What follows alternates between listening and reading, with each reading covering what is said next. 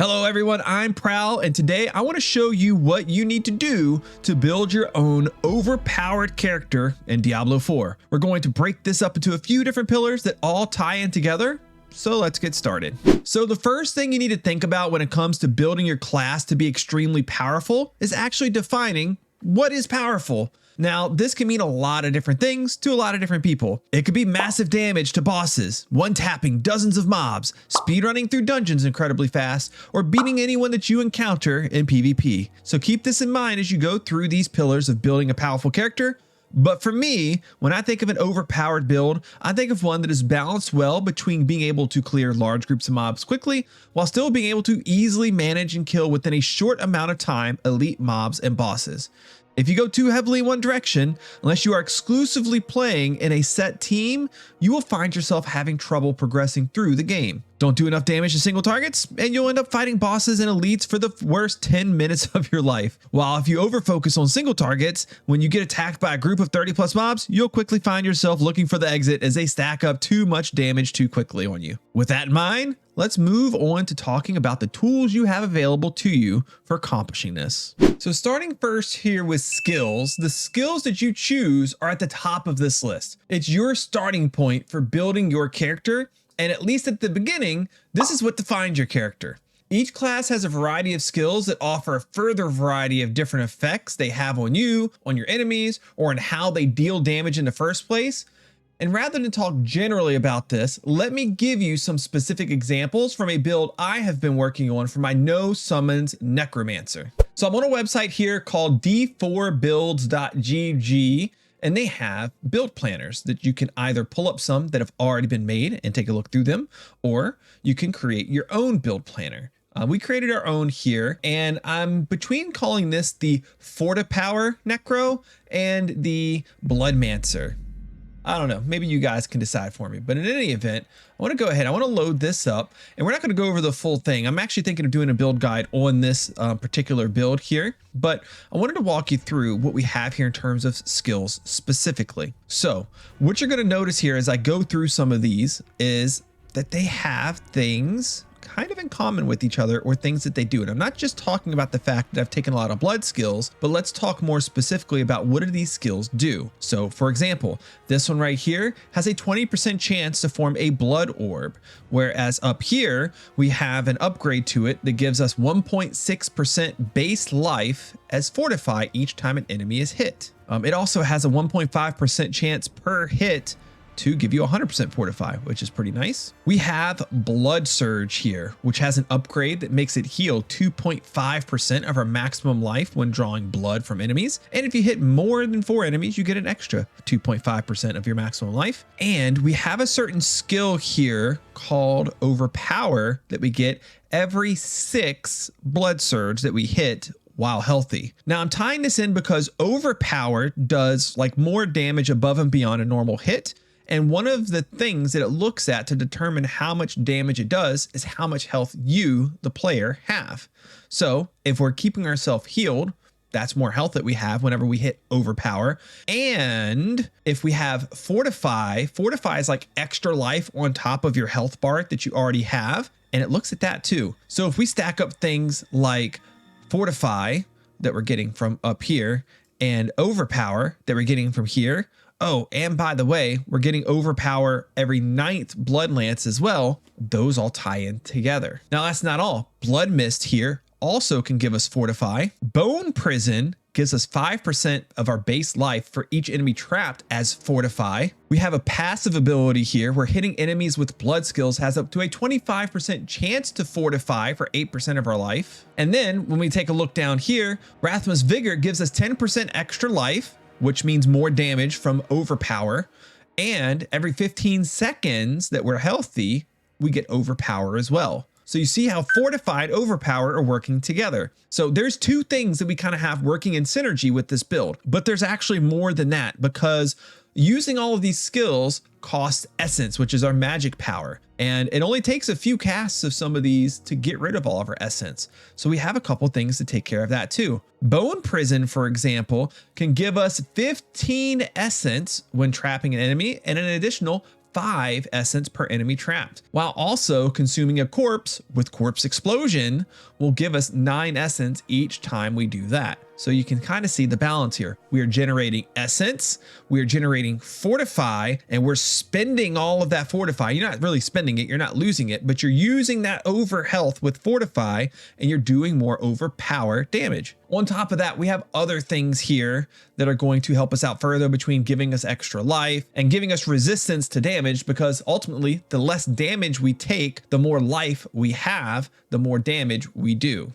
All of these things tie in together. So hopefully that served as a good example to you for how different skills can work together, but also offering some variety can go into creating a powerful build as well. While some of your top Diablo 4 players will come up with optimized builds that work incredibly well, which I'm sure I'll have some of my own as well, Diablo 4 is shaping up to be a game that allows you to be a creative person with what you do. You'll have a lot of variety from one player to the next, and there's not a huge gap between the best builds and a thoughtful build that you put together yourself. Games that you see have a big disparity in builds where you have like one build way up here that's like better than everything else. It's like way down here. Everybody's going to pick the top build. And maybe in Diablo 4, a top build will emerge, but if all of the other builds are like right up here, close to it in terms of how powerful they are, and they're in like a certain close range, then they're all viable builds too, and people don't feel pigeonholed into going with the top build. Now, your skills, they're only in the beginning. You're going to find that they will either be enhanced by the next thing on our list, or the next things on our list may just make you change everything that you did when deciding what skills you're going to use. Now that segues us into your gear. Your equipment generally is going to be extremely important in how your character performs, but let's start with the basics again here first. So in World Tier 1, which is Adventurer, and World Tier 2, which is Veteran, you have access to 4 different types of gear. Common, which is the white text color, Magic, which is blue, Rare, which is yellow, and Legendary, which is orange. Your common gear will have no special effects on it, and is trash outside of the first couple drops you get at the start of the game. Magic gear will have 1 to 2 stats on it, and will sort of fill in those common slots until you start finding rare drops. Now those rare drops is where things start to get exciting and interesting. You'll usually have 3 affixes on these, and some of them can be quite good for this stage of the game, boosting up important stats or giving you plus to skills or to particular types of damage. And that's what your affixes are. Affixes are like stats that are added onto the pieces of gear. That's what's important to look at as you get these drops. Now, every so often though, you'll find legendary items. These are pretty much rare items with a special affix on them that is unique and can be very powerful. The interesting thing about the affix though, is that you can go to a vendor in the main town and have it pulled off of that piece of legendary equipment, then have it added to another piece of gear. Now you're not going to add it to another legendary equipment. You can't have 2 legendary affixes on one piece of gear, but that yellow rare piece of gear that you found, you could put an affix on that. Maybe you find that good rare item and you love it. It has everything on there that's perfect, but it doesn't have a legendary affix. Well, that legendary that drops that does have the affix that you want, you can take it off of there and put it on that rare item that you like. And see, this isn't even the end game. This is in World Tier 1 and 2. So once you get into World Tier 3, which is Nightmare difficulty, you start finding unique loot, which will have a total of 5 attributes on it, plus you can add that 1 special affix to it. And not too much is known about the World Tier 4, which is called Torment, but the devs have called it Ancestral Loot, and seemingly it'll just be a more powerful version of uniques. So while you're playing at these different tiers, you'll have this loot dropping for you from killing mobs and bosses, completing quests, opening chests. And one thing that beginner players will easily get confused about is this equipment will have a power rating attached to it. Generally speaking, you need to ignore this, because all this rating is doing is giving you a numerical value based on the total number and value of the stats that the item has. It can't and does not consider whether those stats are good for your character. That's why this power level, power rating on your gear is pretty much useless. So in that case, what does matter? The actual stats that are on there. How do they contribute to helping your specific build? Or is the item so good, it has like things on it that are just so great that it's worth changing your current build to fit around that particular item?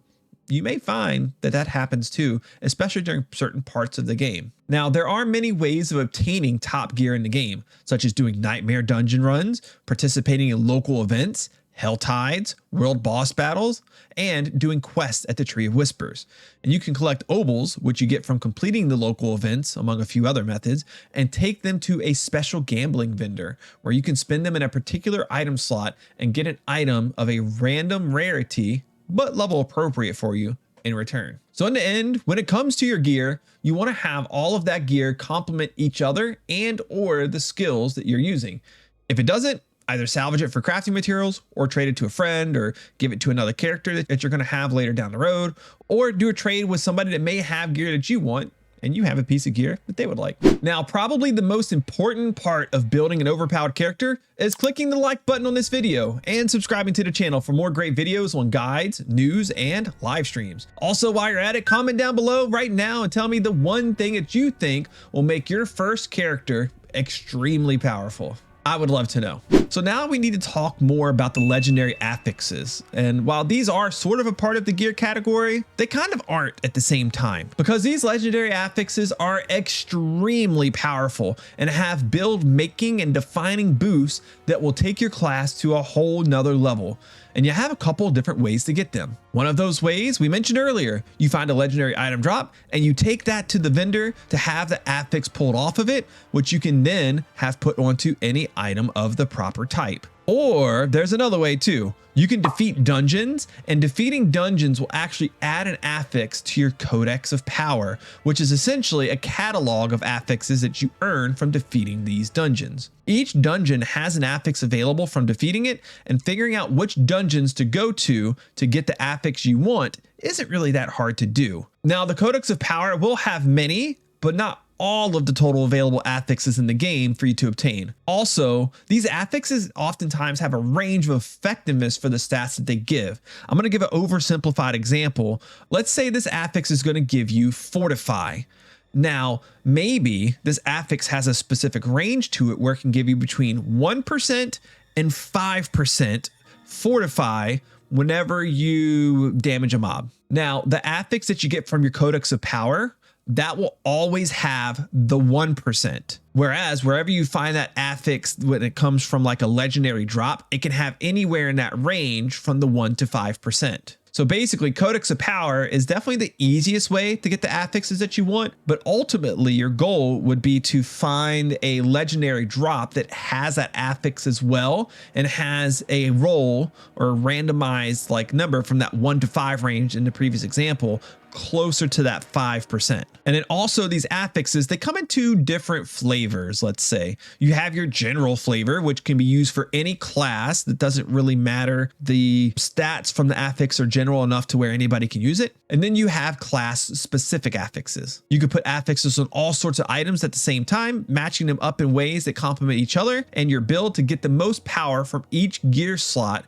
as you can. So you're not just limited to one affix on all of your gear and that's it. You can mix and match and put a different affix on each piece of gear that you have. So for example here, if I go back to the character builder, I go to gears and skills, I actually went through and planned out all the potential affixes that I would like. So for example, if I look at the blood bathed aspect, my blood surges nova echoes again after a short delay, dealing 70 to 60% less damage. So you can see 70 to 60. In this case, if I add it from the Codex of Power, it's going to be the 70% less damage value.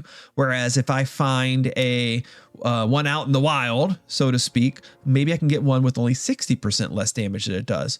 Or we can look over here at sacrificial aspect. Your sacrifice bonuses are increased by 15% to 25%. All of the known affixes have been data mined out of the game, and you can find them in here. Who knows if this is a complete list? I think it probably is a complete list from all the dungeons available, but you never know if there could be some new ones pop in that we don't know about. So always keep your eyes peeled for a new aspect that maybe you don't know about. Next up, and probably the hardest, but most rewarding way to make your character overpowered is the Paragon board.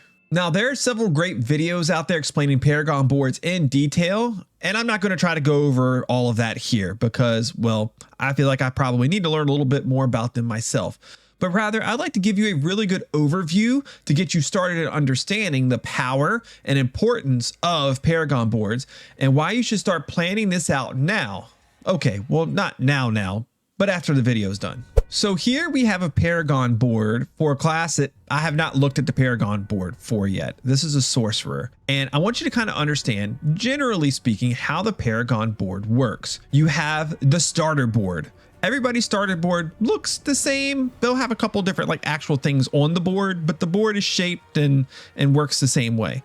You start down here at the bottom, the starting tile, and as you earn Paragon points, which you start earning after level 50, where you earn 4 Paragon points per level, plus you can earn an additional 20 via the Renown system, which I'll talk about in a future video. You can have a max of 220 Paragon points. And what you're going to do is you're going to spend those Paragon points on your board here by charting a path through. Now, there are up to 8 different boards. You can see right here, 1, 2, 3, 4, 5, 6, 7, and 8. There's 8 boards, plus your starter board, 9 different boards to choose from. Now, there's a couple sites you can go to for these boards.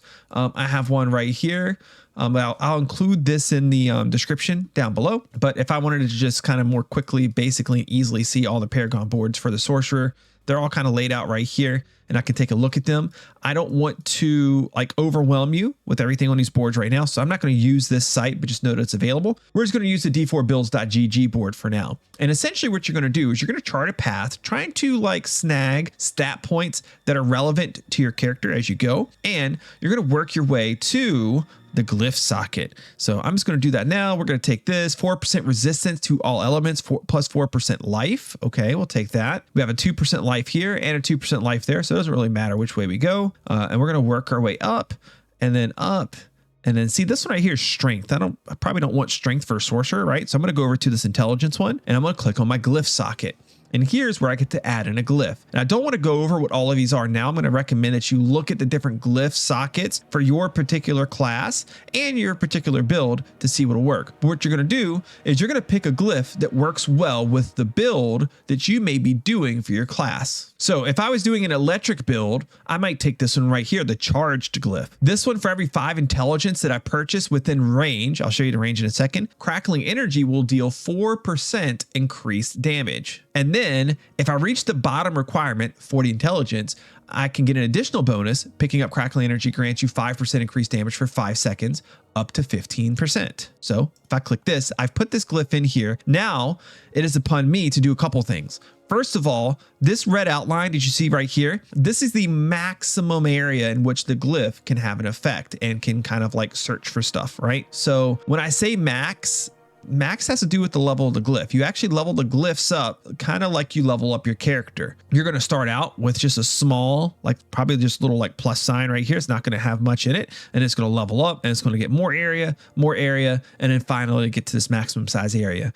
But it is incumbent upon me to make sure that within this radius, the largest radius, that I do get 40 intelligence. So that's going to be like my next thing, right? I'm going to look for intelligence on the board here. I'm going to see where can I go to grab more of it.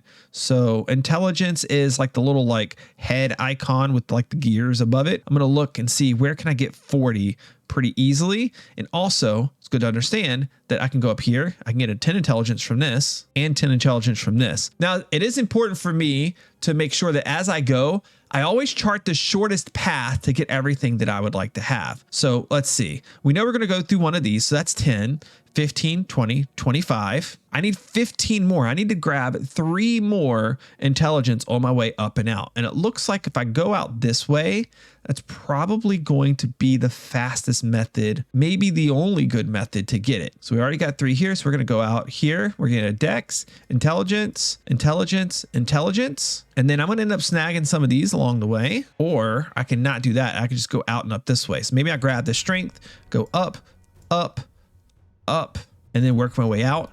And I work my way to a gate, board attachment gate. You have to work yourself to one of these, at which point you're going to click a new or select a new board to go to. Now, this is where I actually want to bring this in because there's going to be a couple different ways you want to select your boards. And again, I don't want to go too into the weeds here. I'm going to give you the basics that you can kind of use to get started to search out more information. There's two things that you're going to want to look at when it comes to selecting a board. Most people are going to look really for just one thing. That one thing is going to be the legendary node, which is what the board is named after. This is the Burning Instinct board.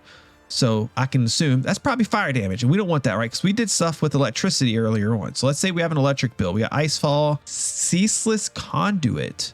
We look at this. Crackling Energy has a 25% chance to not consume a charge when triggered. So this is an electric. Now, I probably want to, and really more importantly, want to make sure that I get to the glyph socket first. So we're going to actually end up coming into this board either right here or right here. And I'm going to select the board by selecting the Ceaseless Conduit. And you have the opportunity to rotate your board, which is actually I want to do. And that's going to get me right here. The reason I'm coming here is because I have a short path to my glyph socket here. And if I decide to go get my legendary, I can just kind of like path up this way to get my legendary. And then when I eventually work my way over here, I'm going to take the shortest path, making sure that I'm grabbing stats that make sense for me. I'm just kind of skipping that right now because I just want to chart my path in here to the glyph socket. And I'm going to take a look at, say, this reinforced glyph. Let's say I add that in. It's going to have a bonus. It's going to grant 50% bonus to all rare nodes within range. That's the yellow nodes. So I would use this glyph on a board that has rare nodes that are really important to me. Now, this one has lightning resistance. Again, I'm not actually building this character. These nodes probably wouldn't be very important to me, but let's say they were. Let's say there was something that boosted my lightning damage. Well, then I would definitely want to work my way out and grab these rare nodes because I'm going to be getting a 50% bonus to them. And then I would take a look at the magic nodes around and see if there is stats from them that I would like. And I might go through and grab those magic nodes as well because they're going to be quick, easy stat boosts for me to grab. And really everything else within here, I probably am not going to need unless I have some type of requirement that I need on my other things to get it, such as to get this bonus on this rare node, I have to have 250 total willpower. And you see at the top of this chart here, I only have 112. So I might go through and grab some willpower after I've done all of my other boards and everything first. We want to make sure we can get all of the boards that we want and all of the glyphs that we want before we start filling in some of these other stats. And again, at some point, I may work my way up and over to snag that legendary node too. So don't only look at the legendary node when it comes to the boards that you pick. Also look at the rare nodes and the magic nodes within the glyph range. Hopefully that wasn't too confusing for you. The Paragon board can definitely be confusing. I'm still kind of figuring out the best way to do it myself, but that should be a good enough explainer to get you started, make you start to think and ask some questions of, well, what is the best thing for me to do for me?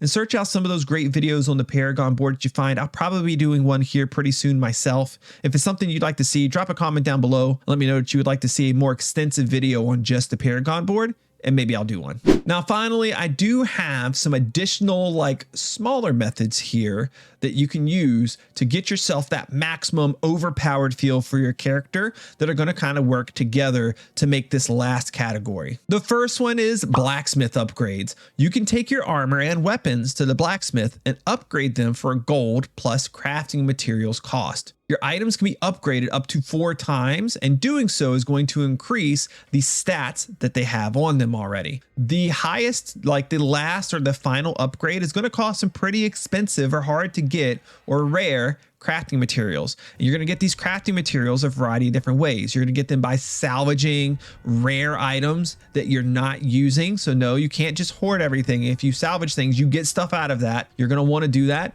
And there's various activities in game that you can do to ensure that you get crafting materials of a rarer like variety as well. Next is going to be gems. You will frequently come across gems which can be inserted into sockets in your equipment. These gems will provide the specified stat increase and amount to the item you're adding them to.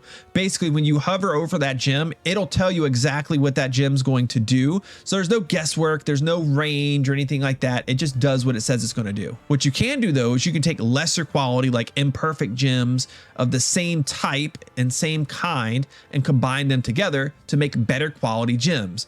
Better quality gems make that stat increase that the gem does higher or better. And don't worry, once you put a gem in your equipment, you can pay to remove it. So rather than just hoarding your gems and never adding them to your equipment, get the stat boost that you need or want as soon as you can, because any power that you can give yourself as you're leveling up, the sooner you get that power, the better. And it's better to pay the cost to remove and get your gem back than it is to never use it in the first place. So don't just sit on your stuff. Make sure you're using it as you're going through and leveling up. And the next thing is enchanting. So there is a vendor in the game called an occultist, and this vendor allows you to enchant an item that you have at a cost.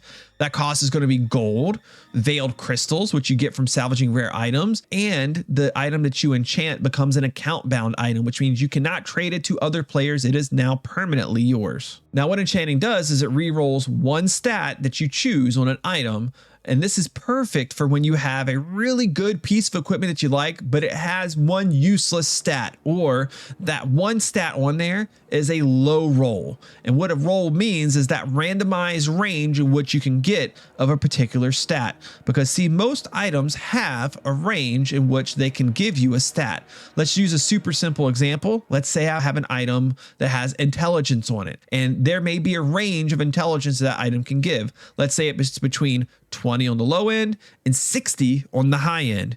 Well, if I get that item and it gives me the 20, well, I might not want that, right? I can do better. We can do better. Let's take it to the occultist. Let's enchant it and see if we can roll a higher number for intelligence and get us something that's closer to 60. Or maybe I'm a sorcerer and an item that is otherwise really good has strength on it.